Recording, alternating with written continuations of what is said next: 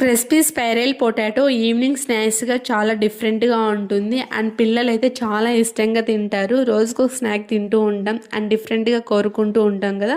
So ఇదైతే చాలా better అని నా ఒపీనియన్. సో మీరేమంటారు అనేది డెఫినెట్లీ కామెంట్ చేసేయండి. దీనికోసం 2 పొటాటోస్ తీసుకొని స్లైడ్స్గా కట్ చేసేసుకోవాలి. ఒక స్టిక్ తీసుకొని ఒక స్టిక్కి అయితే మనం స్లైడ్స్గా కట్ చేసి పెట్టుకున్న పొటాటోని అయితే గుచ్చి పెట్టేయాలి.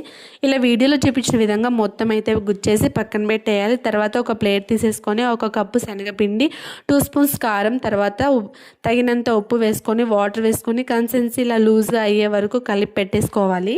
ఇంకా స్లైడ్స్గా గుచ్చి పెట్టుకున్న పక్కనున్న పొటాటోస్ని అయితే తీసుకొని ఇందులోకి డిప్ చేసేసుకొని మొత్తం మసాలాని అయితే పట్టించేసుకోవాలి. ఇలా ఒకదాని తర్వాత ఒకటి మొత్తం అంతా పట్టించేసుకొని ఒక ప్లేట్లో అయితే పెట్టేసుకొని స్టవ్ ఆన్ చేసి ప్యాన్ పెట్టుకొని డీప్ ఫ్రైకి సరిపోయేంత ఆయిల్ వేసేసుకొని బాగా హీట్ అయిన తర్వాత మనం ఈ మసాలా కలిపి పెట్టుకున్న స్లైడ్స్ని అయితే అందులోకి వేసేసుకోవాలండి. దీన్ని నురుగుపోయేంత వరకు అస్సలు కదపకూడదు, మనకి విరిగిపోయే ఛాన్సెస్ ఉంటాయి కాబట్టి చాలా నెమ్మదిగా స్లోగా టర్న్ చేసుకోవాలి. జస్ట్ 2 మినిట్స్ లేదా 3 మినిట్స్ పాటు ఫ్రై చేసుకున్నాం అనుకో మనకి గోల్డెన్ కలర్లో వచ్చేస్తుంది. తర్వాత ప్లేట్లోకి తీసుకొని పెట్టేసేయాలి. ఒకదాని తర్వాత ఒకటి అన్నీ ఇలా పొటాటో స్లైడ్స్ని అయితే వేసేసుకోవాలి. ఇంకా కొంచెం మిగిలిందనేసి నేను స్లైడ్స్ని అయితే అలాగే వేసేసుకుంటున్నా, ఎందుకంటే నా దగ్గర స్టిక్స్ లేవు కాబట్టి.